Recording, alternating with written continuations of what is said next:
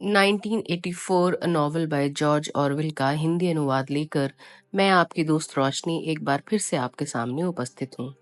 दोस्तों, आज मैं लाई हूँ आपके लिए इस नॉवेल का सेकंड लास्ट एपिसोड नंबर 11।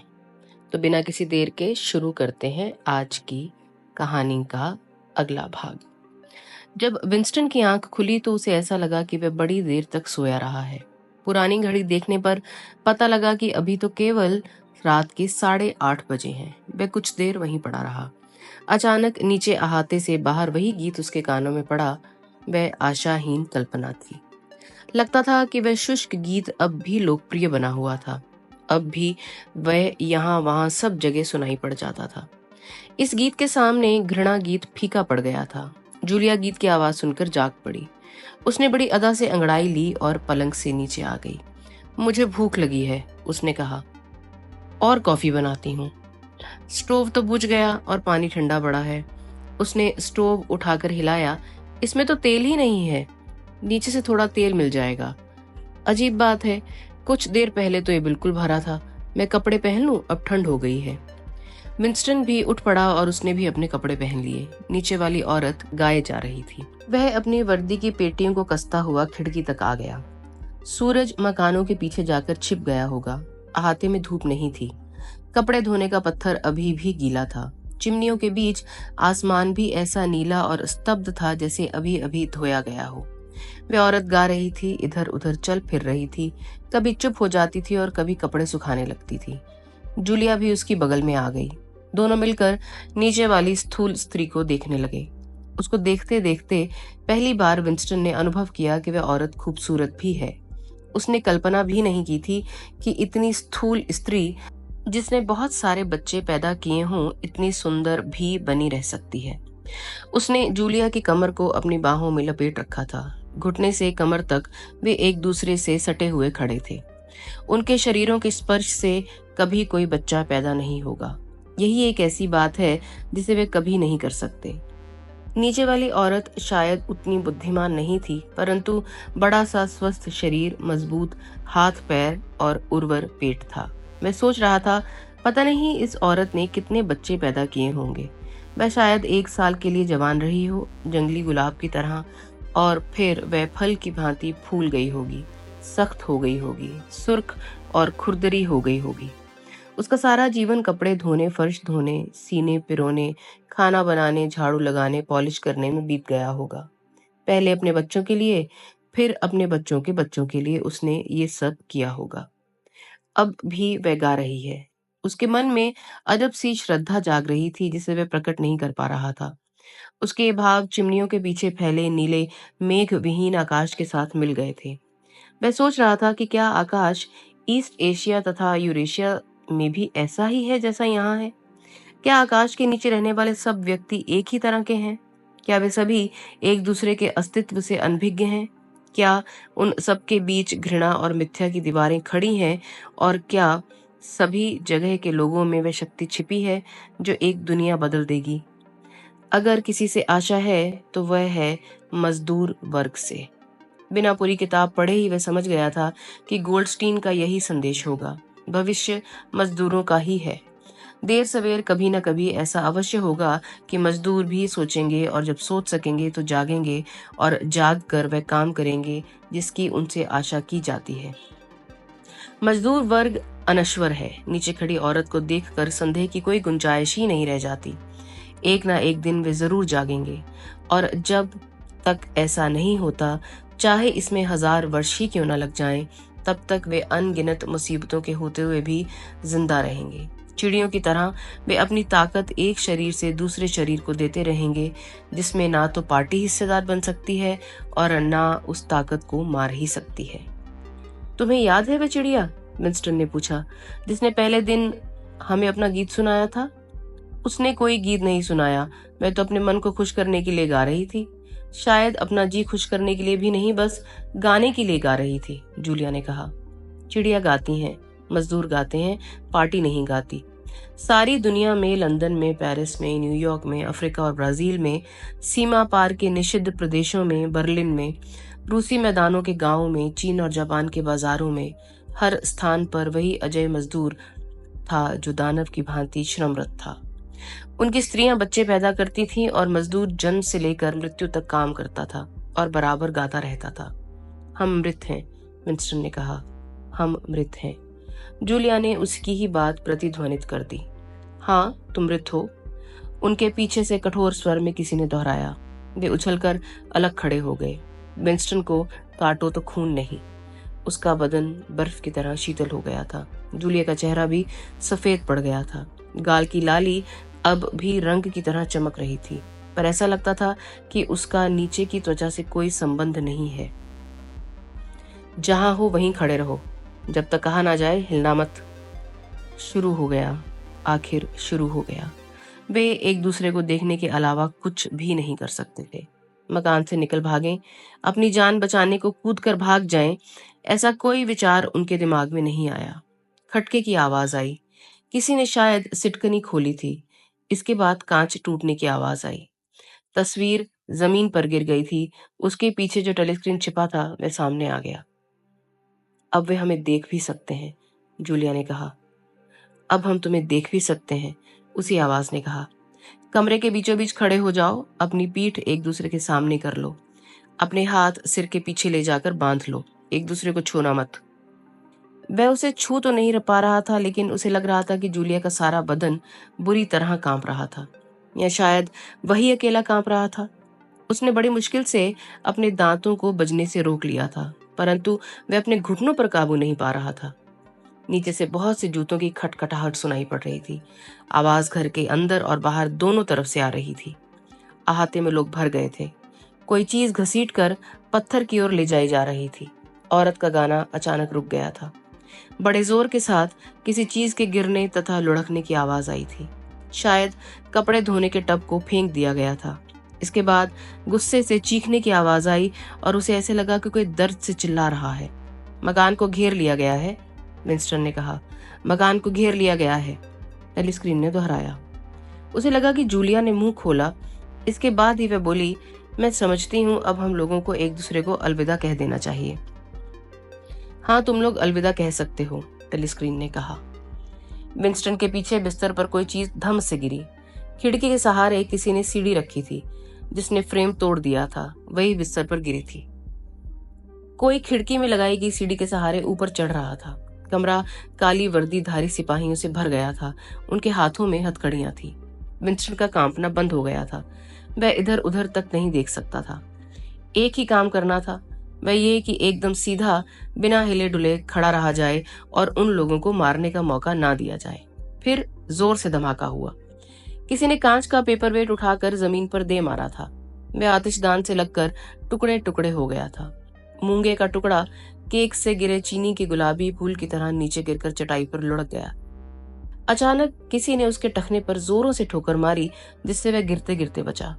किसी ने जूलिया के मूसा मारा था और वह जमीन पर दोहरी होकर तड़प रही थी और उनकी आवाज तक नहीं निकल पा रही थी। विंस्टन को इतनी भी हिम्मत नहीं पड़ रही थी कि वह उसकी तरफ लेश मात्र भी मुड़कर देख सके, परंतु कभी कभी उसे थोड़ा सा जूलिया का तड़पता हुआ चेहरा दिखाई पड़ जाता था। उस आतंक की अवस्था में भी वह जूलिया का तड़पना अनुभव कर रहा था। वह यही चाह रहा था कि दर्द तो है ही, लेकिन हे भगवान, जूलिया की सांस वापस लौट आए। इसके बाद दो आदमियों ने जूलिया को बोरी की तरह उठा लिया और वह बाहर चले गए। विंस्टन को जूलिया के चेहरे की झलक मिल गई। जूलिया का चेहरा नीचे झूल गया था, पीला था और उसकी आंखें मूंद गई थी। उसके दोनों गालों पर लगी लाली अब भी मिटी नहीं थी। यही जूलिया के अंतिम दर्शन थे। वह मुर्दे की तरह चुपचाप खड़ा था। किसी ने अभी तक उसे मारा नहीं था। उसके दिमाग में तरह तरह के विचार आ रहे थे, परंतु उसमें उसकी कोई दिलचस्पी नहीं थी। वह सोच रहा था, पता नहीं इन लोगों ने क्या मिस्टर चैरिंगटन को भी पकड़ लिया है। वह सोच रहा था, उस अहाते वाली औरत का क्या हुआ। तभी सीढ़ियों पर हल्के कदमों से किसी के चढ़ने की आवाज आई। मिस्टर चैरिंगटन ने कमरे में प्रवेश किया। काली वर्दीधारी आदमियों का धृष्ट व्यवहार कुछ कम हो गया। मिस्टर चैरिंगटन की शक्ल भी बदल गई थी। उनकी आंखें पेपरवेट के टुकड़ों पर पड़ी। इन टुकड़ों को उठाओ, उन्होंने तेजी से कहा। तुरंत एक सिपाही ने झुककर उनकी आज्ञा का पालन किया। उनकी बात का विशेष लहजा भी बदल गया था। विंस्टन को ख्याल आया, यही आवाज उसने कुछ सेकंड पहले टेलीस्क्रीन पर सुनी थी। मिस्टर चारिंगटन अभी भी अपनी मखमली जैकेट पहने थे, परंतु उनके बाल जो पहले सफेद थे अब बिल्कुल काले हो गए थे। अब वह चश्मा भी नहीं था। उन्होंने विंस्टन पर एक तीखी नजर डाली, जैसे उसे पहचान रहे हों। इसके बाद फिर कोई ध्यान नहीं दिया। चारिंगटन पहचाने तो जा सकते थे, लेकिन अब वह पहले जैसे नहीं थे। उनकी कमर सीधी हो गई थी, ऐसा लगता था कि लंबाई बढ़ गई है। उनके चेहरे में भी थोड़ा सा परिवर्तन हो गया था, परंतु थोड़े से परिवर्तन ने ही बहुत बड़ा परिवर्तन कर दिया था। भौहों के बाल अब भी कम थे, लेकिन झुर्रियां बिल्कुल गायब थीं। चेहरा बदला सा लगता था, नाक भी छोटी लगने लगी थी। अब 35 वर्ष के व्यक्ति का कठोर चेहरा सामने था। विंस्टन को ख्याल आया कि जीवन में पहली बार वह विचार पुलिस के आदमी को अपनी जानकारी में सामने खड़ा देख रहा था। पता नहीं वह कहाँ था। शायद वह प्रेम मंत्रालय में था, परंतु स्थान निर्धारण का कोई साधन नहीं था। वह जिस कोठरी में बंद था उसकी छत काफी नीची थी, खिड़की एक भी नहीं थी, बल्ब छिपे थे, केवल उनकी रोशनी ही कमरे में थी। हूं की आवाज आ रही थी। ऐसा लगता था कि उसका संबंध हवा की सप्लाई से था। दीवार के सहारे बेंच से बनी थी जिस पर बैठा जा सकता था। वह दरवाजे के पास जाकर खत्म हो जाती थी। दूसरी तरफ के दरवाजे के पास पाखाने के लिए तसला था, जिस पर लकड़ी का घोरा नहीं था। हर दीवार में एक एक यानी 4 टेलीस्क्रीन थी। उसके पेट में हल्का हल्का दर्द हो रहा था। ये दर्द तब से ही था जब उसे बंडल बनाकर चारों तरफ से बंद मोटर में पटक कर कहीं ले जाया गया था। परंतु उसे भूख भी लगी थी। शायद उसे अंतिम बार भोजन किए 24 घंटे गुजर चुके थे, या शायद 36 घंटे हो गए थे। परंतु जब से उसे गिरफ्तार किया गया था, उसे कुछ खाने को नहीं दिया गया था। वह चुपचाप घुटने पर हाथ रखे बेंच पर बैठा था। उसे चुपचाप बैठना आ गया था। जरा सी भी हरकत पर टेलीस्क्रीन से पहरेदार चिल्लाना शुरू कर देते थे। परंतु उसकी भूख बढ़ती जा रही थी। उसे रोटी के टुकड़े की जरूरत थी। उसे ख्याल आया कि उसकी जेब में कुछ रोटी के टुकड़े पड़े हैं, क्योंकि उसकी पतलून की जेब में पड़ी कोई चीज उसकी टांगों से लग रही थी। आखिरकार उसने डर छोड़कर रोटी के टुकड़े के लिए जेब में हाथ डाल दिया। स्मिथ, तुरंत ही टेलीस्क्रीन से आवाज आई। 6079 स्मिथ डब्ल्यू, कोठरी में जेब में हाथ डालना मना है। वह चुपचाप बैठ गया। यहाँ लाने से पहले उसे कुछ समय के लिए हवालात में भी रखा गया था। उसे याद नहीं था कि उसे वहां कितनी देर के लिए रखा गया था। संभवतः कुछ घंटे। बिना घड़ी के समय का अंदाज करना बड़ा कठिन था। दिन की रोशनी तक नहीं आने पाती थी। कोठरी में काफी शोर था और अजब सी बदबू आ रही थी। पहले ही जैसे कोठरी में अब भी उसे रखा गया था, परंतु वह कोठरी बड़ी गंदी थी और उसमें बराबर 10 या 15 आदमी रहते थे। अधिकांश साधारण अपराधी थे, परंतु कुछ राजनीतिक बंदी भी थे। वह चुप हो दीवार का सहारा लेकर बेंच पर बैठ गया। उसके पास सटकर और भी गंदे लोग बैठे थे। वह बड़ा भयभीत था। उसके पेट में दर्द था ही। उसे अपने आसपास के वातावरण में कोई विशेष रुचि नहीं थी, परंतु पार्टी सदस्यों तथा अन्य साधारण बंदियों के व्यवहार में बड़ी भिन्नता थी। पार्टी के बंदी बड़े डरे से थे, परंतु साधारण अपराधी किसी की भी परवाह नहीं करते थे। वे अपराध गारद के सिपाहियों को गालियां देते थे और जब उनकी चीज छीनी जाती तो वे जोरों से लड़ भी पड़ते। जमीन पर अश्लील वाक्य लिखते थे, चोरी से लाया गया खाना खाते थे।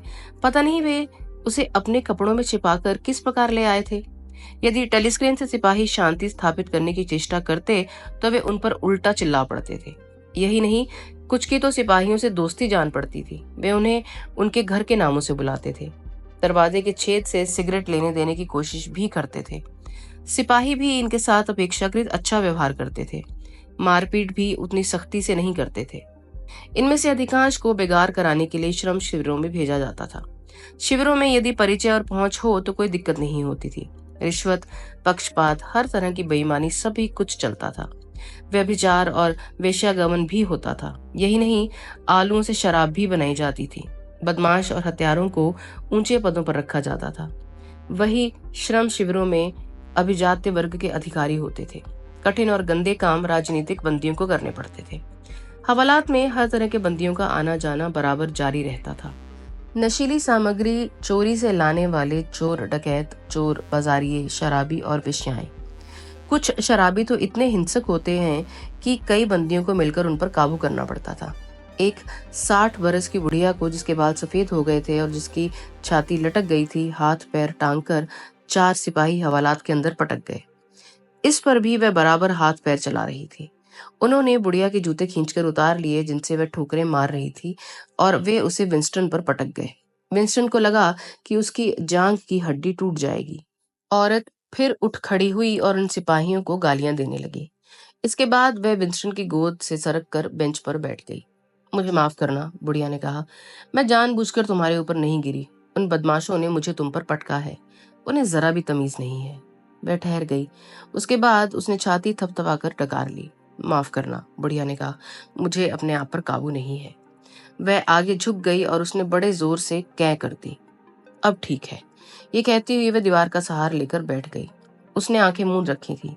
कै को रोकने की कभी कोशिश नहीं करनी चाहिए। मैं तो यही कहती हूँ, यदि उल्टी आ रही है तो अवश्य कर देनी चाहिए। उसने आंखें खोल ली, एक बार मुड़कर देखा और फिर विंस्टन में खास तौर पर दिलचस्पी लेने लगी। उसने अपना लंबा हाथ विंस्टन के कंधे पर रख दिया और उसे अपनी ओर खींचने लगी। उसके मुंह से बियर की दुर्गंध आ रही थी और विंस्टन की नाक में घुसी जा रही थी। तुम्हारा नाम क्या है? उसने प्यार से पूछा। स्मिथ, विंस्टन ने उत्तर दिया। स्मिथ? वृद्धा ने जरा विस्मय पूर्वक कहा। अजब बात है, मेरा नाम भी स्मिथ है। क्यों? इसके बाद वृद्धा ने भावुकतापूर्ण कंठ से कहा, संभव है मैं तुम्हारी माँ हूँ। विंस्टन ने भी सोचा शायद वह वृद्धा उसकी माँ ही हो। उसकी माँ की आयु भी इतनी ही होती और वह भी इतनी ही बुढ़ी दिखाई देती। लोग श्रम शिविरों में बिगाड़ के लिए जाने की वजह से बदल भी तो जाते हैं। अन्य किसी ने उससे बात तक नहीं की। यह आश्चर्य की बात थी कि साधारण अपराधी भी पार्टी बंदियों की ओर कोई ध्यान नहीं देते थे। वे उन्हें राजबंदी कहते थे और बिना दिलचस्पी दिखाए उनकी अवहेलना कर देते थे। पार्टी के बंदी स्वयं किसी से बात करने तक में घबराते थे। केवल एक बार जब 2 स्त्रियां पार्टी बंदियों के रूप में आईं और एक दूसरे से सटकर बेंच पर बैठ गईं, तो उस शोर में विंस्टन को ये फुसफुसाहट सुनाई दी, कमरा नंबर 101। इसका मतलब उसकी समझ में नहीं आया। शायद पुलिस उसे यहाँ 2-3 घंटे पहले लाई थी। पेट का दर्द बिल्कुल बंद नहीं हुआ। हाँ, कभी वह बढ़ जाता और कभी घट जाता था। जब दर्द बढ़ जाता तो वह केवल पेट के दर्द की बात और खाने की ही सोचता, और जब वह घट जाता तो आतंकग्रस्त हो जाता। ऐसे भी क्षण आते जब वह स्पष्ट रूप से ये कल्पना कर लेता कि उसके साथ क्या व्यवहार किया जाएगा। ये कल्पनात्मक अनुभूति इतनी तीव्र होती कि उसका दिल तेजी से धड़कने लगता और उसकी सांस रुक सी जाती। उसे लगता कि हंटरों से उसकी कोहनी पर प्रहार किया जा रहा है और नालदार जुगनू की आवाज पीछे से आ रही है। उसे ख्याल आया कि वह जमीन पर पड़ा तड़प रहा है। उसके दांत टूट गए हैं और वह दया की भीख मांग रहा है। वह अक्सर ओब्रायन के संबंध में सोचता। उसे कभी आशा बंधती और कभी उसकी आशा टूट जाती। ओब्रायन को तो ये पता लग ही गया होगा कि वह पकड़ लिया गया है। उसने कह दिया था कि ब्रदरहुड अपने सदस्यों को बचाने की कभी कोई कोशिश नहीं करता, लेकिन वे रेजर ब्लेड तो भेज सकते हैं। कोठरी में आने से सिपाहियों को 5 सेकंड तो लग ही जाएंगे। ब्लेड उसे जलती हुई शीतलता से काट देगा और जो उंगलियां ब्लेड को पकड़े होंगी वे भी हड्डी तक कट जाएंगी। उसकी तबीयत बहुत खराब थी और जरा सा दर्द होते ही वह कांपने लगता था। उसे विश्वास नहीं हो रहा था कि वह मिल जाने पर भी ब्लेड का इस्तेमाल करेगा। जरा सी तकलीफ होते ही वह कांपने लगता था। कभी वह दीवारों की ईंटें गिनता, परंतु वह पूरी गिनती करने से पहले ही भूल में पड़ जाता। वह बार बार आश्चर्य करता कि आखिर वह है कहाँ और वक्त क्या है। कभी वह सोचता कि बाहर अवश्य दिन होगा और दूसरे ही क्षण ही वह अनुमान लगाता कि बाहर बिल्कुल अंधेरी रात है। यहाँ वह जानता था कि इस कोठरी में बत्तियां कभी नहीं बुझाई जाएंगी। ये ऐसी जगह थी जहाँ कभी अंधेरा नहीं होता था। अब उसकी समझ में आ गया था कि ओब्रायन ने प्रसंग को किस प्रकार बिना बताए ही समझ लिया था। प्रेम मंत्रालय में कहीं कोई खिड़की नहीं थी। उसकी कोई कोठरी इमारत के बीचों बीच भी हो सकती है या बाहरी दीवार की तरफ भी हो सकती है। यह भी संभव था कि वह जमीन के नीचे 10वें तल पर हो या 30 मंजिल ऊपर हो। यह निश्चय करना चाहता था कि वह जमीन दोज कर दिया गया है या हवा में लटका है। बाहर से बूटों की आवाज आई। लोहे का दरवाजा आवाज करता हुआ खुल गया। एक तरुण अफसर फुर्ती से अंदर आ गया। उसकी काली वर्दी पर पीतल के बटन और चमड़े की पट्टियां चमक रही थीं। उसका चेहरा मोम जैसा नकली लगता था, कुछ पीला सा। अंदर आकर उसने कैदी को अंदर लाने का इशारा किया। कभी एम्पल फोर्स लड़खड़ाता हुआ अंदर आया। दरवाजा फिर आवाज करता हुआ बंद हो गया। एम्पल फोर्स पहले तो दूसरे दरवाजे से और आगे जाने की कोशिश करने लगा, फिर इधर उधर टहलने लगा। अभी तक उसने विंस्टन को देखा नहीं था। विंस्टन के सिर से ऊपर वह दीवार की ओर देख रहा था। वह जूते भी नहीं पहने था। मोजों से उसके अंगूठे बाहर निकले थे। मोजे फटे थे। दाढ़ी बनाए हुए कई दिन हो गए थे। दाढ़ी के बाल उसके गालों की उभरी हुई हड्डियों पर आ गए थे। ऐसा लगता था कि वह कोई गुंडा है, पर उसके कमजोर शरीर को देखते हुए, उसके डरे हुए चेहरे को देखते हुए उसे गुंडा कहना जमता नहीं। विंस्टन ने आलस छोड़ दिया। वह स्वयं एम्पलफोर्थ से बोलेगा और इस प्रकार टेलीस्क्रीन से डांट खाने का खतरा उठाएगा। हो सकता है कि एम्पलफोर्थ के पास ब्लेड हो। एम्पलफोर्थ, उसने कहा। टेलीस्क्रीन से चिल्लाया कोई नहीं। कवि रुका, कुछ चौंका। धीरे धीरे उसकी निगाह विंस्टन पर रुकी। स्मिथ, उसने कहा, तुम भी यहाँ हो? तुम यहाँ कैसे लाए गए? सच ये है कि वह सामने की बेंच पर विंस्टन की ओर मुंह करके बैठ गया। एक ही अपराध होता है ना? क्या तुमने वह अपराध किया है? हाँ, लगता तो है। उसने अपनी कनपटियों पर हाथ रख लिया और कुछ सोचने लगा। ऐसा लगता था वह कुछ याद कर रहा था। ये बातें हो जाती हैं, उसने निरुद्देश्य कहना शुरू किया। हो ही जाती हैं, मेरी बेवकूफ़ी है, इसमें कोई शक नहीं। हम किपलिंग की कविताओं का संग्रह छाप रहे हैं। मैंने कविता के अंत में गॉड शब्द रहने दिया, परंतु मैं मजबूर था। मुझे रॉड से तुक मिलानी थी। इसके लिए भाषा में केवल 12 ही शब्द हैं। मैंने बड़ी कोशिश की और सिर मारा, कोई और तुक मिली नहीं। उसके चेहरे का भाव बदल गया। क्षण भर के लिए वह प्रसन्न सा दिखाई देने लगा। उसका चेहरा एक अध्यापक के चेहरे की भांति चमक रहा था।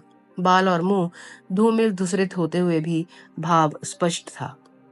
उसने कहा, तुम्हारे दिमाग में कभी ये ख्याल आया है कि अंग्रेजी काव्य के इतिहास के रूप को जड़ करने में इस बात का बड़ा हाथ रहा है कि इस भाषा में तुकों की बड़ी कमी है? ये बात विंस्टन के दिमाग में पहले कभी नहीं आई थी। वर्तमान परिस्थिति में उसे ये ख्याल कोई दिलचस्प भी नहीं लग रहा था। बता सकोगे इस समय कितने बजे होंगे? उसने पूछा। एम्पलफोर्थ फिर चौंक गया। ओ, इस बात के बारे में तो मैंने सोचा ही नहीं। 2 या शायद 3 दिन पहले मुझे पुलिस ने गिरफ्तार किया था। इसके बाद उसने दीवार में चारों तरफ नजर डाली। वह खिड़की तलाश कर रहा था। इस जगह दिन या रात होने से कोई अंतर नहीं पड़ता। पता नहीं यहाँ वक्त कैसे जाना जा सकता है। कुछ समय वे इधर उधर की बातें करते रहे। उसके बाद अचानक टेलीस्क्रीन से किसी ने चिल्लाकर उनसे चुप होने के लिए कहा। विंस्टन हाथ पर हाथ रखकर चुपचाप बैठ गया। एम्पलफोर्थ बेंच पर आराम से बैठ ही नहीं सकता, इसलिए वह कभी एक तरफ से सहारा लेकर तो कभी दूसरी तरफ से सहारा लेकर बैठ जाता था। फिर वह कोने में जाकर बैठ गया। टेलीस्क्रीन से फिर आज्ञा दी गई कि वह चुपचाप बैठ जाए। समय बीतता गया। 20 मिनट बीते या 1 घंटा, ये तय करना कठिन था। एक बार फिर बाहर से जूतों की आवाज आई। विंस्टन के रोए खड़े हो गए। जल्दी, बहुत जल्दी, शायद 5 मिनट बाद ही उसे पता चल जाएगा कि उसकी भी बारी आ गई है। दरवाजा खुला। कठोर चेहरे वाले अफसर ने प्रवेश किया। एक छोटे से संकेत से उसने एम्पलफोर्थ से कहा, कमरा नंबर 101। एम्पलफोर्थ सिपाहियों के बीच धीरे धीरे चलने लगा। वह कुछ परेशान जरूर था, परंतु उसकी समझ में ज्यादा कुछ नहीं आ रहा था। विंस्टन को लग रहा था कि बहुत समय गुजर गया है। उसके पेट में फिर दर्द हो रहा था। उसका दिमाग एक ही जगह चक्कर काट रहा था। उसके रोए फिर खड़े हो गए। बाहर से जूतों की आवाज फिर आई।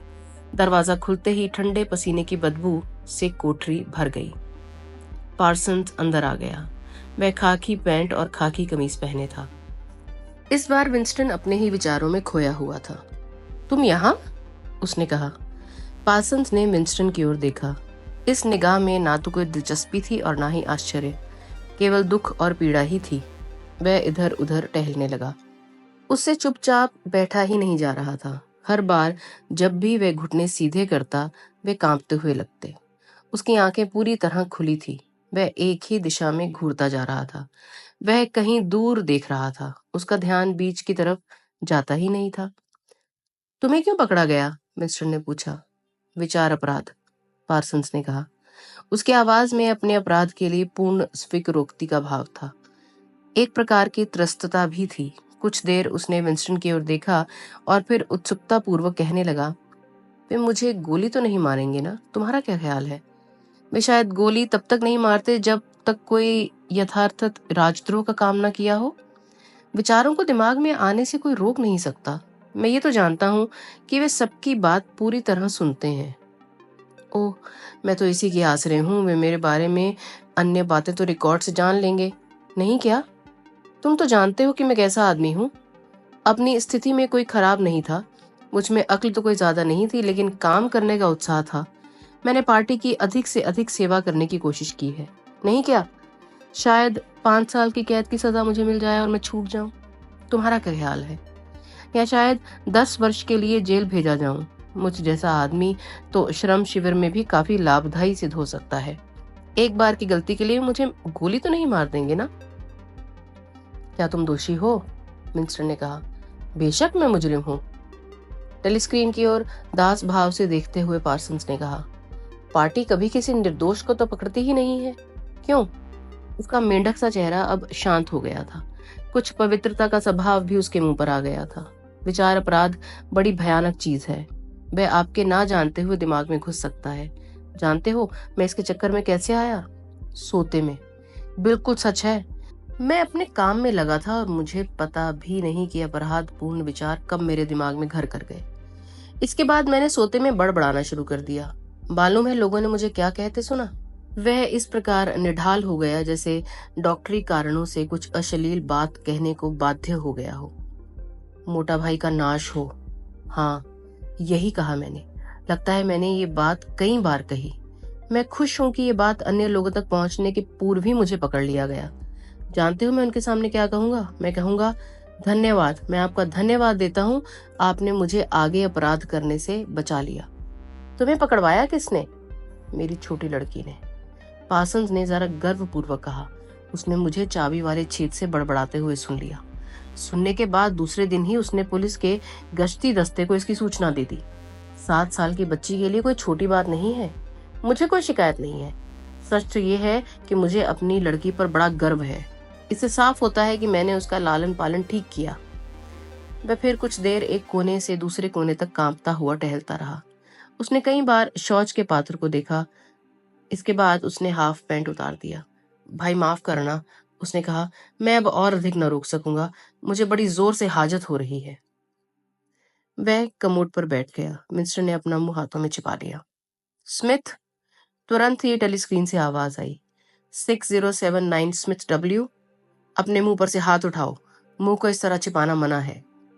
विंस्टन ने अपने हाथों को हटा लिया। पार्सन्स को जाने के बाद पता लग गया कि पानी नहीं आता जिससे कि कमोड की सफाई होती है। फलतः घंटों बदबू आती रही। और भी अपराधी इसी रहस्यमय तरीके से आए और चले गए। एक औरत को जब ये बताया गया कि उसे 101 नंबर कमरे में ले जाया जाएगा तो वह बुरी तरह कांप गई और उसके चेहरे का रंग एकदम बदल गया। समय बीतता रहा। यदि वह सुबह लाया गया होगा तो दोपहर ही हुई होगी और तीसरे पहर लाया गया होगा तो आधी रात होगी। विंस्टन के ठीक सामने एक ऐसा आदमी बैठा था जिसकी ठुड्डी ही नहीं थी। उसके दांत दिखाई पड़ते थे और वह मासूम चूहे या बंदर जैसा लगता था। उसके गाल इतने फूले हुए थे कि विश्वास नहीं होता था कि उनमें खाने की कोई चीज नहीं भरी होगी। वह अपनी छोटी छोटी आंखों से बारी बारी से हर एक को देख रहा था। यदि किसी की आंख उससे मिल जाती थी तो वह अपना मुंह तुरंत फेर लेता था। दरवाजा खुला, एक और बंदी लाया गया। उसे देखते ही एक बार तो विंस्टन का खून बर्फ की तरह जम गया। वह बहुत ही साधारण व्यक्ति था। इंजीनियर या कोई टेक्नीशियन सा लगता था, लेकिन उसका चेहरा देखने लायक था। बिल्कुल मुर्दों जैसी खोपड़ी लगती थी।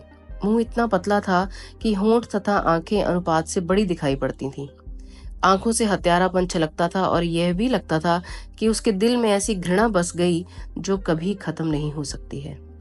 वह विंस्टन से कुछ हटकर बेंच पर बैठ गया। विंस्टन ने उसकी तरफ दोबारा नहीं देखा, परंतु उस आदमी का चेहरा विंस्टन के दिमाग से एकदम कभी नहीं निकल पाया। उसे ऐसा लगा था जैसे कि वह उसकी आंखों में आंखें डालकर देख रहा है। अचानक उसने अनुमान किया कि मामला क्या है। उस आदमी की भूख से जान निकली जा रही थी। यही विचार सब बंदियों के मन में उत्पन्न हुआ था। सब लोग अपनी अपनी जगह से हिल गए। बिना ठोडी के आदमी ने मुर्दे की खोपड़ी जैसे आदमी को भी देखा। इसके बाद उसने अपना मुंह फेर लिया। वह अपनी जगह पर ही बार बार आसन बदलने लगा। आखिरकार विंस्टन उठकर खड़ा हो गया। टहलते हुए जाकर उसने अपनी जेब से रोटी का एक टुकड़ा निकालकर उस मुर्दे की शक्ल वाले आदमी को दिखाया। टेलीस्क्रीन से भयानक शोर हुआ। गोल मुंह वाला आदमी एकदम घूम गया और उसने विंस्टन के हाथ से रोटी छीन ली। जिस आदमी को डबल रोटी दिखाई गई थी उसने अपना हाथ पीछे कर लिया, इस तरह जैसे उसने रोटी से इनकार कर दिया हो। बम स्ट्रीट, टेलीस्क्रीन वाली आवाज ने कहा। 2773 बम स्ट्रीट जे, वे रोटी का टुकड़ा छोड़ दो। गोल मुंह वाले आदमी ने रोटी का टुकड़ा गिरा दिया। जहां हो वहीं खड़े रहो, आवाज ने कहा। दरवाजे की ओर मुंह कर लो, जरा भी मत हिलो। बिना ठोडी वाले आदमी ने आज्ञा का अक्षरशः पालन किया। अब उसके गाल कांप रहे थे। वह अपने को नियंत्रित नहीं रख पा रहा था। दरवाजा आवाज करता हुआ खुल गया। अफसर के साथ कुछ सशस्त्र सिपाही भी कोठरी में घुस आए। घुसते ही अफसर ने पूरी ताकत से एक घूंसा बम स्ट्रेट के मुंह पर मारा। घूंसे के प्रहार से वह बिल्कुल जमीन पर गिर गया और उसका शरीर धक्के से पखाने के बर्तन से जा लड़ा। वह कुछ क्षण के लिए मूर्छित हो गया और जहां का तहां पड़ा रहा। उसके मुंह और नाक से खून की धारा बह निकली थी। गले से केवल गरगराहट ही आ रही थी। शायद वह आवाज भी बेहोशी में ही निकल रही थी। उसके बाद वह घुटनों के बल उठकर बैठने लगा। खून और लार के साथ उसके सारे दांत बाहर आ गए थे। सब बंदी चुपचाप बैठे थे। वे हाथों पर हाथ रखे थे। मोटा आदमी अपनी जगह पर आकर बैठ गया। उसका मुंह काले फल की तरह सूज गया था और अब वह पहचाना भी नहीं जा रहा था। एक तरफ का निकला हुआ मांस काला पड़ता जा रहा था। मुंह के नाम पर चेहरे में केवल एक छेद रह गया था। कभी कभी उसके कपड़ों पर एक आध बूंद खून गिर जाता था। दरवाजा फिर खुला। मुर्दे जैसी खोपड़ी वाली शक्ल के आदमी की ओर इशारा करते हुए अफसर ने कहा, कमरा नंबर 101। विंस्टन ने चीख की आवाज सुनी। वह आदमी कूदकर फर्श पर आ गया था और घुटनों के बल बैठ गया था। उसने दोनों हाथों की मुट्ठियां बंद कर रखी थी। कॉमरेड अफसर, उसने चिल्लाकर कहा, मुझे वहां मत ले चलो। मैंने क्या सब कुछ आपको बता नहीं दिया? अब और क्या, अब क्या जानना चाहते हैं? ऐसी कोई बात नहीं है जिसे मानने के लिए मैं तैयार नहीं। मुझे बताओ, क्या बात कहनी है? मैं कह दूंगा या लिख लो, मैं दस्तखत कर दूंगा। कुछ भी लिख लो, पर 101 नंबर में मत ले चलो। कमरा नंबर 101, अफसर ने फिर दोहराया। उस आदमी का चेहरा पहले ही पीला पड़ा था और अब तो वह इतना विकृत हो गया था कि विंस्टन को विश्वास नहीं हो रहा था कि किसी आदमी का चेहरा इतना भी बिगड़ सकता है। निश्चित रूप से अब उसके चेहरे का रंग हल्का हरा हो गया था। वह फिर चीखा, और चाहे जो करो तुम, मुझे हफ्तों से भूखा मार रहे हो। मुझे मर जाने दो। मुझे गोली मार दो, फांसी पर लटका दो, मुझे 25 साल के लिए जेल भेज दो। क्या तुम चाहते हो कि मैं किसी और आदमी का नाम ले लूं? तुम वह नाम बताओ, मैं उसका नाम भी ले लूंगा। मेरी पत्नी है, 3 बच्चे हैं, उनमें सबसे बड़ा 6 साल का है। आप सबके गले मेरे सामने काट डालिए, मैं खड़ा खड़ा देखता रहूंगा, कुछ नहीं बोलूंगा, लेकिन 101 कमरे में मत लेके चलिए। कमरा नंबर 101, अफसर ने फिर दोहराया। उस आदमी ने और लोगों की तरफ देखा। उसकी आंखें बिना ठोड़ी वाले आदमी पर ठहर गईं। उसे अपना दुर्बल हाथ उठाकर उसकी तरफ इशारा किया। यह है वह आदमी जिसे आपको ले जाना चाहिए, मुझे नहीं। उसने चीख कर कहा, आपने नहीं सुना कि मैं मुंह पर घूंसा लगने के बाद ये क्या कह रहा था? मुझे मौका दीजिए, मैं सब कुछ बता दूंगा कि ये क्या कह रहा था। यही पार्टी के विरुद्ध है, मैं नहीं। 2 मजबूत सिपाही उसे बगल से पकड़कर उठा लेने के लिए झुक गए, लेकिन तभी वह फर्श पर धड़ाम से गिरकर लेट गया। उसने बेंच के लोहे का एक पाया पकड़ लिया। सिपाहियों ने उसे घसीटा, लेकिन वह जितनी ताकत से उस लोहे की सलाख को पकड़े था, उसे देखकर आश्चर्य हो रहा था। खींचतान कोई 20 सेकंड चली होगी और तब दूसरी तरह की दर्द भरी चीख उसके गले से निकली। एक सिपाही ने बूट से उसके हाथ में इतनी जोर से ठोकर मारी कि एक हाथ की उंगलियों की हड्डियां टूट गई थीं। अब उन्होंने उसके पैर पकड़कर उसे घसीट लिया। कमरा नंबर 101, अफसर ने कहा। वह आदमी लड़खड़ाता हुआ सिपाहियों के सहारे बाहर चला गया। उसका सिर एक तरफ झुक गया था। वह अपने कुचले हाथ को सहला रहा था। उसका प्रतिशोध समाप्त हो गया था। बहुत समय गुजर गया। यदि उस आदमी को सिपाही आधी रात को ले गए थे तो सुबह हो गई थी, और सुबह ले गए थे तो दोपहर बाद का समय हो गया था। विंस्टन अकेला था और घंटों अकेला रहा था। पतली बेंच पर बैठे बैठे जब कमर दुख जाती थी तो वह खड़ा हो जाता था, इधर उधर टहल भी लेता था। रोटी का टुकड़ा अब वहीं पड़ा था जहां उसे बिना ठोडी वाले आदमी ने गिराया था, लेकिन अब उसे भूख की जगह प्यास लगाई थी। उसका मुंह सूख गया था और स्वाद बिगड़ गया था। हूँ की आवाज और सफेद रोशनी में अब उसकी सोचने की ताकत भी जाती रही थी। कुछ बेहोशी सी आ रही थी। वह तभी उठता था जब उसकी हड्डियां बुरी तरह दुखने लगती थीं। वह बैठता तब था जब उसे चक्कर आने लगते थे और उसे विश्वास नहीं होता था कि वह और अधिक खड़ा हो सकेगा। जब भी उसके दर्द में कमी होती, उसे डर आकर दबा लेता था। कभी कभी वह बड़ी आशा से ओब्रायन और रेजर ब्लेड की बात भी सोच लेता था। शायद उसे कभी खाना भेजा जाए तो ब्लेड उसके हाथ आ जाए। जूलिया के बारे में तो वह और भी कम सोच रहा था। कहीं न कहीं वह भी यंत्रणा भोग रही होगी। क्या पता वह भी पीड़ा से इस समय चिल्ला रही हो। बूटों की आवाज फिर आई। उसका धैर्य समाप्त हो गया था। टेलीस्क्रीन की भी उसे परवाह नहीं रही थी। वह चिल्ला पड़ा, आखिर आपको भी पकड़ ही लिया? मुझे तो बहुत पहले ही पकड़ चुके हैं, ओब्रायन ने कोमल स्वर से कहा। इसमें खेद और व्यंग का भाव मिश्रित था। ओब्रायन के पीछे से चौड़ी छाती वाला वर्दीधारी सिपाही कोड़े लिए आगे बढ़ाया। इस बात को तुम जानते थे? विंस्टन से ओब्रायन ने कहा। हाँ, वह अनुभव कर रहा था कि वह ये बात जानता था, लेकिन अब उन बातों को याद करने का वक्त कहाँ था। अब तो उसका सारा ध्यान कोड़े पर था। कोड़ा कहीं भी पड़ सकता था, सिर पर, कान पर, बाह पर या कोहनी पर। वह घुटनों पर झुक गया। वह कोहनी के उस भाग को जहां कोड़ा पड़ा था दूसरे हाथ से पकड़े था। एक बार की हर चीज पीले प्रकाश से चमक उठी। एक बार ही में तो इतनी पीड़ा हो सकती है, इसकी कोई कल्पना भी नहीं कर सकता था। दुनिया में शारीरिक पीड़ा से बुरी कोई वस्तु नहीं है। पीड़ा के समय सारी वीरता हवा हो जाती है। वह बार बार यही सोच रहा था और फर्श पर अपनी कोहनी को पकड़े हुए तड़प रहा था। उसे ऐसा लग रहा था कि वह स्ट्रेचर पर पड़ा था।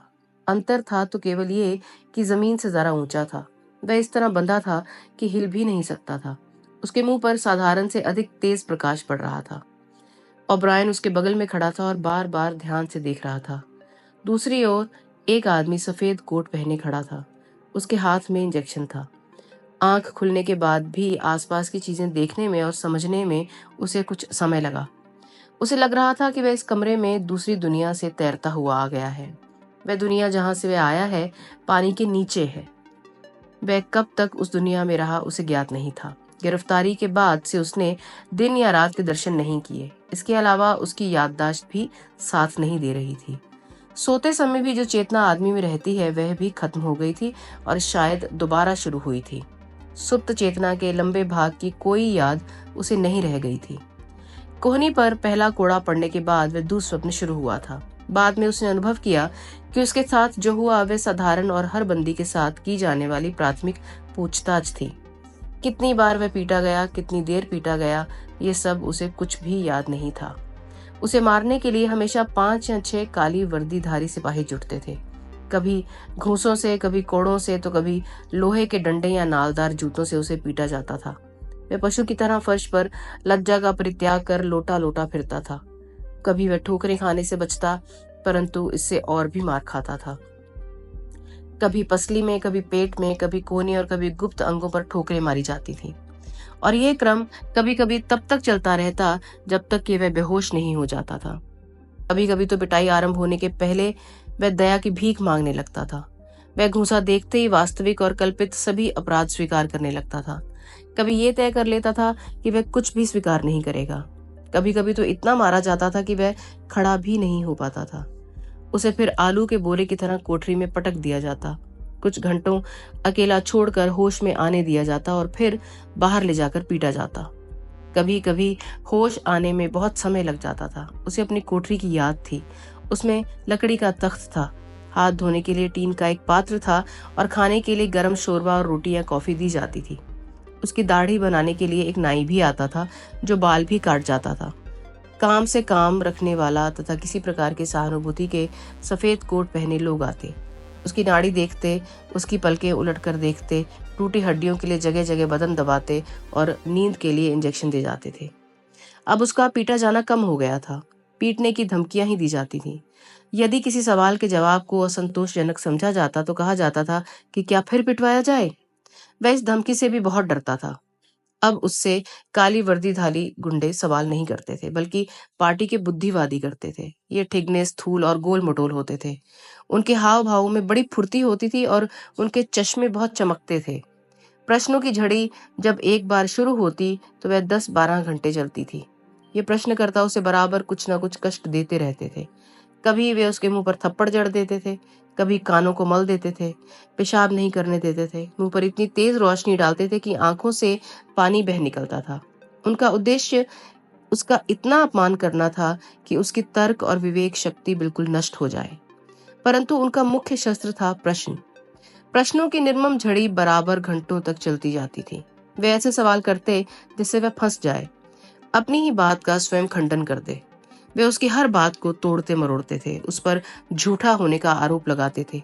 अंत में वह तंग होकर और स्नायविक क्लांति तथा लज्जा के कारण रोने लगता था। प्रश्नकर्ताओं का अधिकांश समय चीखने में और गालियां बकने में बीतता था, और यदि उत्तर देने में वह तनिक भी हिचकिचाता तो वे उसे फिर सिपाहियों के हवाले कर देने की धमकी देते थे।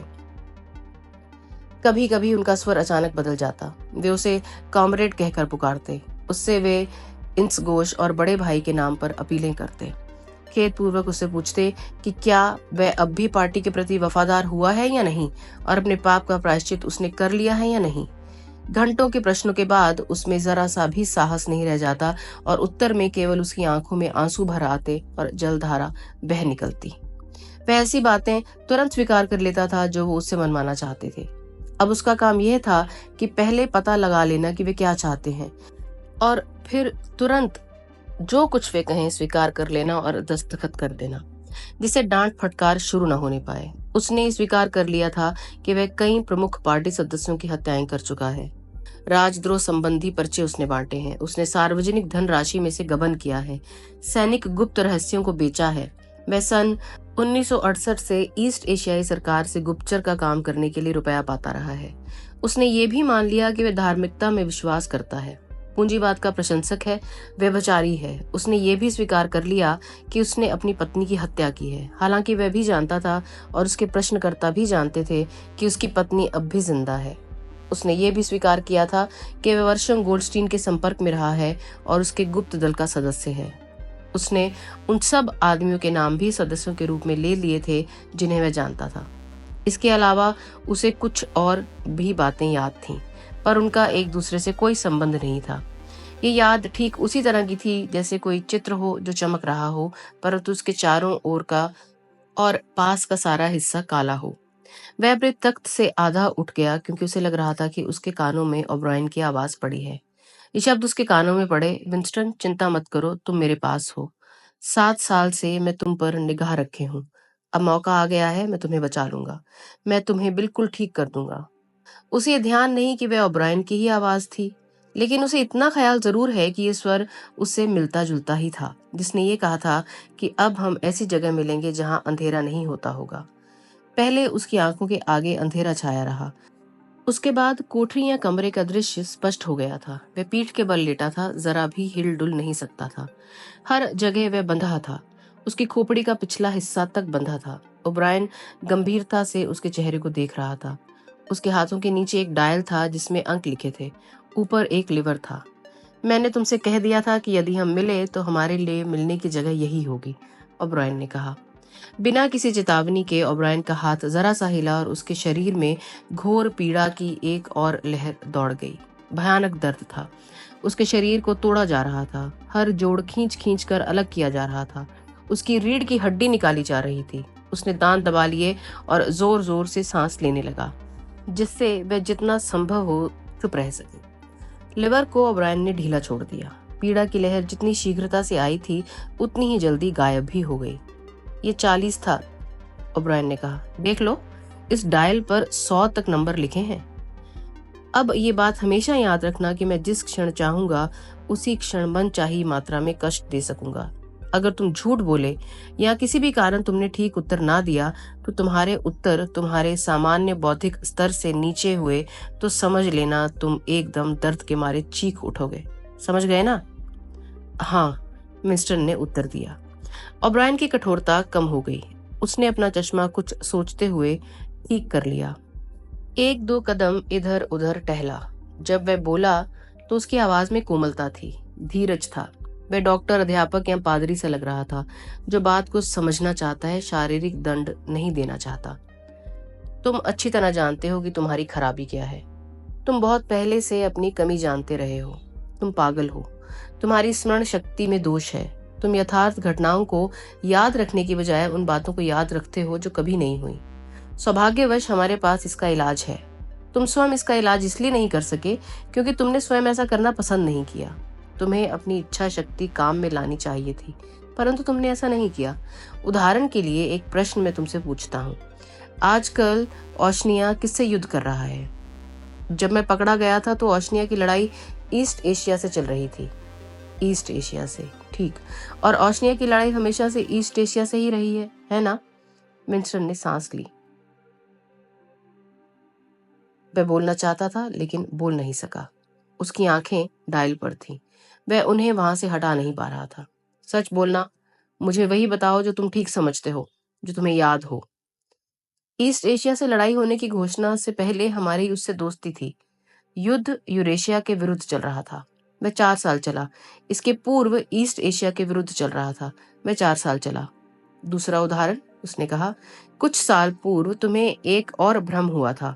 तुम समझने लगे थे कि जोन्स, ऑरनसन और रदरफोर्ड जो पहले पार्टी के सदस्य थे और जो गद्दारी और तोड़फोड़ के काम करने के लिए अपने बयानों के बाद फांसी पर चढ़ा दिए गए थे, वस्तुतः अपराधी नहीं थे। तुम्हारा ख्याल है कि तुमने ऐसा सबूत देखा था जो गलत नहीं हो सकता। तुमने एक फोटोग्राफ की कल्पना कर ली थी। तुम्हारा ख्याल है कि वह तुम्हारे हाथ में ही रहा है। वह फोटोग्राफ ऐसा था। ओब्रायन के हाथ में समाचार पत्र की कटिंग थी। उसमें वही फोटो था जो विंस्टन ने देखा था। कोई 5 सेकंड वह फोटो को देखता रहा। ये वही फोटो था जो किसी पार्टी समारोह में 11 वर्ष पूर्व न्यूयॉर्क में लिया गया था। अखबार में छपा था और फिर उस संस्करण की समस्त प्रतियां नष्ट कर दी गई थीं। वह एक क्षण उस फोटो को देखता रहा। इसके बाद वह फोटो उसकी आंखों के सामने से हटा दी गई। उसने अपने शरीर के ऊपरी भाग को ऊंचा करने की कोशिश की, किंतु घोर पीड़ा के अलावा उसके हाथ और कुछ नहीं लगा। किसी भी दिशा में जरा भी हिलना संभव नहीं था। है तो ये, वह चिल्लाया। नहीं, ओब्रायन ने कहा। वह कमरे के दूसरी ओर गया। वहां भट्टी वाला छेद सामने की दीवार में था। ओब्रायन ने उस छेद का मुंह खोला। वह फोटो वाला कागज उसने भट्टी में डाल दिया और वह टुकड़ा गर्म हवा के झोंके से बिना किसी के देखे अपने आप भट्टी में जलने के लिए उड़ता चला जा रहा था। ओब्रायन लौट आया। उसने कहा, वह फोटो नहीं है, कभी नहीं था। लेकिन है, वह था। वह स्मृति में है, मेरी स्मृति में, आपकी स्मृति में। आपको याद है? मुझे याद नहीं है, ओब्रायन ने कहा। विंस्टन का दिल डूब गया। वह द्वैत विचार था। ओब्रायन उसकी ओर कुछ सोचता हुआ देख रहा था। वह ऐसा लग रहा था जैसे कोई मास्टर जो शरारती किंतु प्रतिभाशाली बच्चे को पढ़ा रहा है। अतीत के नियंत्रण के संबंध में पार्टी का नारा है, चाहो तो उसे दोहरा दो, ओब्रायन ने कहा। पार्टी यथार्थ का नियंत्रण करती है, वही भविष्य को भी नियंत्रित करती है। जो वर्तमान को नियंत्रित कर सकता है वह अतीत को भी अपने नियंत्रण में रख सकता है। विंस्टन ने आज्ञाकारी की भांति नारे को दोहरा दिया। जो वर्तमान को नियंत्रित कर सकता है वह अतीत को भी नियंत्रित कर सकता है। बात का समर्थन करते हुए ओब्रायन ने सिर हिलाया। क्या विंस्टन, तुम्हारा ये भी मत है कि अतीत का कोई यथार्थ अस्तित्व है? विंस्टन फिर अपनी घोर असहाय स्थिति अनुभव करने लगा। उसकी आंखें डायल की ओर चली गईं। मैं नहीं जानता था कि हाँ या ना कौन सी बात कहने से वह डायल से बच सकता है। वह नहीं जानता था कि कौन सा उत्तर ठीक है। ओब्रायन थोड़ा सा हंस दिया। तुम अध्यात्मवादी नहीं हो विंस्टन, उसने कहा। मैं प्रश्न और भी स्पष्ट ढंग से पूछता हूँ। क्या अतीत यहाँ या कहीं भी था और वह अब घट रहा है? नहीं। तो अतीत कहाँ है? यदि है तो रिकॉर्डों में लिखा हुआ, रिकॉर्डों में और दिमाग में, मानवीय स्मृति में। स्मृति में, ठीक। तो पार्टी सारे रिकॉर्डों को नियंत्रण करती है और हम स्मृति को अपनी मुट्ठी में रखते हैं। ऐसी दशा में अतीत हमारी मुट्ठी में हुआ या नहीं? लेकिन आप अन्य लोगों को याद रखने से कैसे रोक सकते हैं? मिस्टर ने चीख कर कहा। वह क्षण भर के लिए डायल भूल गया। अतीत की बातें तो अपने आप याद रहती हैं, वह आदमी के बस के बाहर है। स्मृति शक्ति आप कैसे नियंत्रित करेंगे? आप मेरी स्मृति कहाँ नियंत्रित कर पाए हैं? ओब्रायन का चेहरा कठोर हो गया। उसने अपना हाथ डायल पर से लिवर पर रखा। उल्टी बात है, उसने कहा। तुमने स्वयं अपनी स्मृति को अपने नियंत्रण में नहीं रखा है, इसलिए तुमको यहाँ आना पड़ा है। तुम यहाँ क्यों लाए गए? इसलिए कि तुमने आत्मनियंत्रण नहीं किया। तुम समझते हो यथार्थता कोई भौतिक, बाहरी और ठोस चीज है, परंतु विंस्टन, यथार्थता केवल मानव मस्तिष्क में रह सकती है, अन्यत्र कहीं भी नहीं। 100 भी व्यक्ति के मस्तिष्क में नहीं जो कि गलती कर सकता है, बल्कि पार्टी के मस्तिष्क में। पार्टी का मस्तिष्क सामूहिक है, अनश्वर है।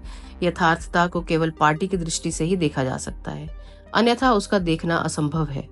यह तथ्य है जिसे तुम्हें सीखना पड़ेगा। वह कुछ सेकंडों के लिए चुप हो गया। ओब्रायन चाहता था कि उसने जो कुछ कहा है वे विंस्टन आत्मसात कर ले। तुम्हें याद है विंस्टन, ओब्रायन ने कहा, तुमने डायरी में लिखा था कि 2 और 2 4 होते हैं। ये कहने का हक ही स्वतंत्रता है। हाँ, विंस्टन ने कहा। ओब्रायन ने अपना बायां हाथ ऊपर उठाया। हाथ का पिछला हिस्सा विंस्टन की ओर था। अंगूठा दबा था और चारों उंगलियां ऊपर की तरफ खुली थीं। मेरी उंगलियां कितनी हैं? ओब्रायन ने पूछा। 4। और यदि पार्टी कहती है कि 4 नहीं 5 हैं, तो ये कितनी उंगलियां हैं? 4। उसका शब्द समाप्त होते होते उसके मुंह से दर्द भरी चीख निकल गई। डायल की सुई 55 पर पहुंच गई थी। विंस्टन का सारा शरीर पसीने पसीने हो गया था। सांस के साथ वह कराह रहा था। दांतों को भींचकर भी उसकी कराहट नहीं रुक पा रही थी। भारी कठोर चेहरा और 4 उंगलियां ही उसे दिखाई पड़ रही थी। उसकी आंखों के आगे उंगलियां खंभों की तरह नाच रही थीं। वे बहुत बड़ी लग रही थीं, अस्पष्ट सी, कुछ घूम रही थीं, लेकिन थी 4 ही। कितनी उंगलियां हैं विंस्टन? 4। रोको इसे, रोको। इतना कैसे कर सकते हो? कितनी उंगलियां हैं? 5 5 5। नहीं, कोई फायदा नहीं विंस्टन, तुम झूठ बोल रहे हो। तुम अब भी विश्वास नहीं करते कि 5 उंगलियां हैं। कितनी उंगलियां हैं? 4 5 4, जो आप कहें उतनी है। इसे रोक दो, दर्द रोक दो। अचानक उसने देखा कि वह ओब्रायन के कंधों के सहारे उठकर बैठा है। शायद कुछ सेकंडों के लिए वह बेहोश हो गया था। जिन पट्टियों से वह बंधा था वे भी ढीली कर दी गई थी। उसका सारा शरीर ठंडा पड़ गया था, परंतु वह बुरी तरह कांप रहा था। उसके दांत बज रहे थे, आंसू गालों पर बह रहे थे। कुछ क्षण के लिए वह बच्चों की तरह ओब्रायन से चिपक गया। हंसी की बात थी, ओब्रायन भी उसे थपथपा रहा था। उसको ये लग रहा था कि ओब्रायन ही उसका रक्षक है। दर्द कहीं बाहर से मिला था। उसका कारण ओब्रायन नहीं था, ओब्रायन उसे बचा रहा था। तुम बहुत धीरे धीरे सीखते हो, ओब्रायन ने जरा कोमलता से कहा। मैं क्या करूं? वह बड़बड़ाया। मैं जब अपने सामने 2 और 2 4 देख रहा हूं तो 5 कैसे कह दूं? कभी कभी विंस्टन, कभी कभी वे 5 होते हैं, और कभी कभी 3, कभी कभी वे 3 4 5 एक साथ होते हैं। मैं और प्रयत्न करना होगा। विंस्टन को उसने फिर लिटा दिया। उसके हाथ पैर फिर शिकंजे में कसे गए, लेकिन दर्द नहीं था। कांपना भी रुक गया था। वह कमजोरी अनुभव कर रहा था। उसका सारा शरीर अभी भी ठंडा पड़ा था। ओब्रायन ने सफेद कोट वाले आदमी को इशारा किया। वह उस सारे कांड को निश्चल खड़ा हुआ देख रहा था। वह नीचे झुक गया। उसने समीप आकर विंस्टन की आंखों को देखा, नाड़ी देखी, उसकी छाती में अपने कान लगाए, इधर उधर उंगलियों से बजाकर देखा, फिर ओब्रायन की ओर देखकर सिर हिला दिया। फिर ओब्रायन ने कहा। विंस्टन के सारे शरीर में फिर पीड़ा की लहर दौड़ गई। सुई अवश्य ही 70 से 75 पर की होगी। इस बार उसने अपनी आंखें बंद कर ली थीं। अब उसे तब तक किसी तरह जीवित ही रहना था जब तक दर्द का ये दौर बीत न जाए। अब उसने इसकी भी फिक्र छोड़ दी कि वह चीख रहा है या नहीं। दर्द फिर गायब हो गया। लिवर ढीला कर दिया गया था। उसने आंखें खोल ली। कितनी उंगलियां हैं विंस्टन? 4। मैं 5 देखने की कोशिश करूंगा। तुम मुझे विश्वास दिला रहे हो या स्वयं 5 देखने की कोशिश करोगे? मैं स्वयं 5 देखने की कोशिश करूंगा। फिर इस बार सुई फिर 80 या शायद 90 तक चली गई थी। विंस्टन को कभी कभी याद आ जाता था कि दर्द क्यों हो रहा है। उंगलियों का जंगल उसके सामने नाच रहा था। असंख्य उंगलियां पेड़ों की भांति उसकी आंखों के सामने आ जा रही थीं। उसने फिर आंखें बंद कर लीं। कितनी उंगलियां हैं विंस्टन? मैं नहीं जानता, लेकिन यदि तुमने फिर कसा तो अब की बार मैं मर ही जाऊंगा। बेहतर। विंस्टन की बाह में इंजेक्शन घुस गया। उसी समय विंस्टन के सारे शरीर में विश्रामदायक उष्णता की लहर दौड़ गई। आधा दर्द जा चुका था। उसने आंखें खोली और ओब्रायन की ओर कृतज्ञता से देखा। तुम जानते हो विंस्टन, तुम इस समय कहाँ हो? शायद प्रेम मंत्रालय में, ये मेरा अनुमान है। यहाँ हम लोगों को क्यों लाते हैं? उनसे उनके अपराध स्वीकार कराने को। नहीं, ये कारण नहीं है, और सोचो। उनको सजा देने के लिए? नहीं। ओब्रायन असाधारण रूप से चिल्ला पड़ा। उसका चेहरा क्रोध से लाल और कठोर हो गया। नहीं, केवल अपराध कबूल करवाने और सजा देने के लिए नहीं। मैं बताऊं कि हम तुम्हें यहाँ क्यों लाए हैं? तुम्हारा इलाज करने, तुम्हें स्वस्थ बनाने। क्या तुम जानते हो विंस्टन, यहाँ जो आता है वह हमारे हाथ से बिना अच्छे हुए कभी नहीं जाता। हम अपने दुश्मनों को नष्ट नहीं करते, हम उन्हें बदल देते हैं। ओब्रायन मुड़ गया, एक या दो कदम आगे गया। इसके बाद जब वह फिर बोला तो ऐसा लगा कि ओब्रायन का क्रोध काफी कम हो गया था। सबसे पहली बात तो तुम ये समझ लो कि यहाँ कोई शहीद नहीं होता। तुमने शायद भी किसे पढ़े होंगे जिनमें पादरी लोगों को यंत्रणा देते थे। यंत्रणा का ये ढंग मध्य युग में था। वह सफल नहीं हुआ। एक नास्तिक जलाया गया, परंतु उसकी जगह हजारों पैदा हो गए। क्यों? ऐसा क्यों हुआ? उसका कारण ये था कि पादरियों का न्यायालय खुले में विरोधियों को मारता था। उन्हें उस समय मारता था जब वे लोग अपने कर्मों पर पश्चाताप तक करने को तैयार नहीं होते थे। लोग अपने विश्वास का परित्याग नहीं करते थे और मर जाते थे। नतीजा ये होता था कि जो मरता था वह शहीद हो जाता था और लोग पादरियों को धिक्कारते थे। 20वीं शताब्दी में तानाशाह हुए। जर्मन नाजियों और रूसी साम्यवादियों का नाम लिया जा सकता है। रूसियों ने साम्यवाद विरोधियों को मध्ययुग के पादरियों से कहीं अधिक निर्दयता से दबाया। वे जान गए थे कि लोगों को शहीद नहीं बनने दिया जाना चाहिए। जिनको वे पकड़ते थे और जिन पर मुकदमा चलाते थे उनको सार्वजनिक रूप से लांछित और अपमानित पहले कर देते थे। वे उनको अकेले में तब तक बंद रखते थे जब तक वे यंत्रणाएं देते थे, जब तक वे रो रो कर अपना सारा अपराध स्वीकार नहीं कर लेते थे, दया की भीख मांगने नहीं लगते थे। कुछ समय बाद फिर वही बात होती थी। मृत व्यक्ति शहीद माने जाते थे और उनके अपमान को भुला दिया जाता था। फिर सवाल उठता था, ऐसा क्यों होता था? इसका पहला कारण ये था कि जो अपराध वे स्वीकार करते थे वे जबरदस्ती कराते थे और वे स्वीकारोक्तियां असत्य होती थी। हम ऐसी कोई गलती नहीं करते। हम उन स्वीकारोक्तियों को सच्चा बना देते हैं। हम मृतकों को अपने खिलाफ कभी नहीं खड़ा होने देते। तुम ये कभी मत सोचना कि भावी पीढ़ी तुम्हारे दृष्टिकोण का समर्थन करेगी। भावी संतति तुम्हारा नाम तक नहीं जानेगी। तुम्हारा किसी रजिस्टर में नाम नहीं होगा और किसी जीवित व्यक्ति के दिमाग में तुम नहीं रहोगे। तुम अतीत और भविष्य दोनों में समाप्त कर दिए जाओगे। सब रिकॉर्ड इस तरह संशोधित कर दिए जाएंगे जैसा लगे कि तुम थे ही नहीं। तो फिर मुझे कष्ट और यातना क्यों दी जा रही है? ओब्रायन जरा सा मुस्कुरा दिया। विंस्टन, तुम सफेद चादर पर दाग की तरह हो और इस दाग को हमें मिटाना ही पड़ेगा। क्या मैंने तुम्हें ये नहीं बताया कि हम अतीत के यंत्रणा दाताओं से भिन्न हैं? जब तक कोई हमारा प्रतिरोध करता रहता है तब तक हम उसे कभी नहीं मारते। हम उसको अपने मत का बना लेते हैं। हम उसके अंतःकरण पर कब्जा करते हैं। हम उसके मस्तिष्क को अपने अनकल बना देते हैं। हम उसकी सारी दुष्टता जला देते हैं। हम उसे अपने पक्ष में मिला लेते हैं और दिखावटी तौर पर नहीं बल्कि भीतर से। सचमुच वह व्यक्ति हमारी तरफ हो जाता है। जब वह हमारा एक अंग बन जाता है तब हम उसे मार डालते हैं। हमें यह सहन नहीं है कि संसार में कहीं भी गलत विचार हो, चाहे वे विचार कितने ही गुप्त या शक्तिहीन क्यों ना हो। प्राचीन समय में नास्तिक नास्तिकता का जप करते ही मर जाता था। रूसी लोग जब विरोधियों की सफाई करते थे तब भी उनके दिमाग में राजद्रोह और विद्रोह के विचार बंद होते थे। हम दिमाग को बिल्कुल ठीक बनाकर आदमी को मारते हैं। ओब्रायन इस तरह बोल रहा था जैसे सपने में कोई बोल रहा हो। विंस्टन सोच रहा था कि वह मक्कारी नहीं कर रहा। ओब्रायन पाखंडी नहीं है। वह जो कुछ कर रहा है उसके हर शब्द में उसका विश्वास है, परंतु वह स्वयं अपनी मानसिक और बौद्धिक हीनता से दबा जा रहा था। ओब्रायन हमेशा उससे बड़ा था। ऐसा कोई विचार नहीं था जो ओब्रायन के दिमाग में बहुत पहले ही ना आ चुका हो और उसकी भांति उसने परीक्षा ना कर ली हो और फिर उसे उसने अस्वीकार ना कर दिया हो। लेकिन वह किस प्रकार सिद्ध कर सकता था कि ओब्रायन पागल है? अवश्य ही विंस्टन पागल रहा होगा। ये मत सोचना कि तुम पूर्ण आत्मसमर्पण करने के बाद आत्मरक्षा में सफल हो जाओगे। यहाँ जो कुछ होगा वह हमेशा के लिए होगा। ये बात पहले ही भली भांति समझ लो। हम तुम्हें इतना कुचल देंगे कि फिर तुम कभी उठ ही नहीं सकोगे, चाहे तुम 1000 वर्ष क्यों न जियो। सामान्य मानवीय भावनाएं तुम में कभी नहीं उत्पन्न हो सकेंगी। तुम्हारे अंदर की हर चीज मर जाएगी। तुम ना तो प्रेम कर सकोगे, ना हंस सकोगे, ना तुम में जिज्ञासा होगी, ना साहस और ना ईमानदारी ही। तुम एकदम रिक्त रहोगे। हम तुम्हें निचोड़कर एकदम रिक्त कर देंगे।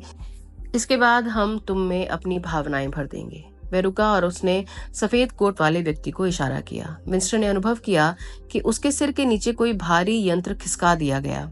ओब्रायन विंस्टन के बगल में बैठ गया। अब उसका चेहरा विंस्टन के चेहरे के बराबर था। 3000। ओब्रायन ने सफेद कोट वाले आदमी से कहा। 2 कोमल पैड उसकी कनपट्टियों से चिपक गए। वह चिल्ला पड़ा। अब एक नई तरह का दर्द हो रहा था। ओब्रायन ने आश्वस्त करते हुए एक हाथ दिखाया। इस बार तुम्हें कोई कष्ट नहीं होगा, ओब्रायन ने कहा। तुम अपनी आंखों से मेरी आंखों में देखो। उसी समय बड़े जोरों का धमाका हुआ। यहाँ उसे लगा कि विस्फोट सा हुआ है, लेकिन कोई लपट सी अवश्य चमकी जिससे उसकी आंखें चौंधिया गई। वह पहले ही पीठ के बल लेटा था, लेकिन उसे लगा कि वह धमाके के बाद और सीधा हो गया है, परंतु दर्द नहीं हुआ। उसके दिमाग में अभी अंदर कुछ हो गया था। जब पुनः वह देख सका तो उसे अनुभव हुआ कि वह कहाँ है और उस चेहरे को भी पहचान गया जो उससे घूर रहा था।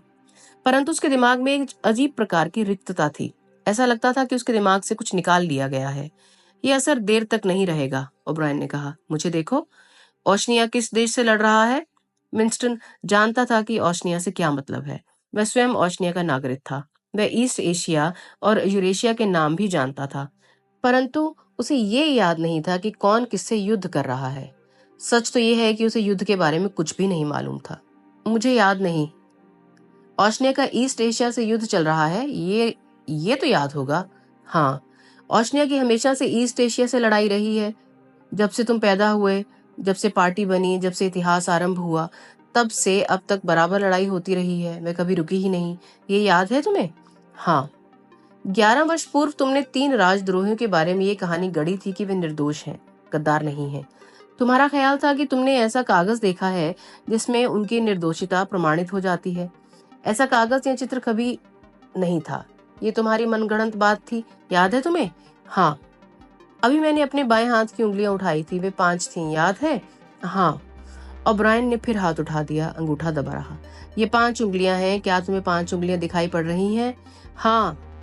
और उसे 5 उंगलियां दिखाई पड़ रही हैं। उनमें कोई विकृति नहीं थी।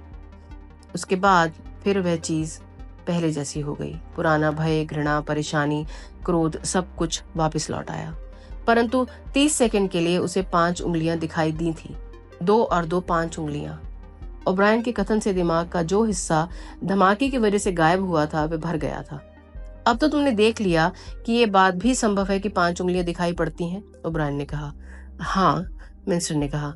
ओब्रायन के चेहरे पर संतोष था। पुराने ढंग से उसने अपना चश्मा फिर नाक पर रख लिया।